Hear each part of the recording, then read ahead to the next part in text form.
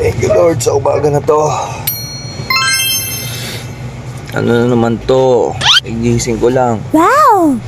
Pwede po ba kami lumipat sa Triskelion? Akro po kami. 6 po kami. Aga, ang aga.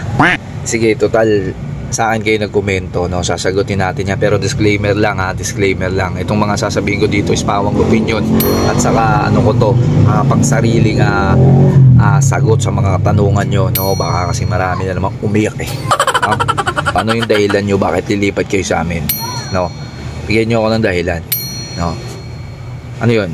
Dahil lang sa meron kayong hindi nagustuhan dyan sa kapatiran nyo, lilipat na lang kayo sa ibang kapatiran. Ano yun? Ganun na lang ngayon. Lipat-lipat na lang.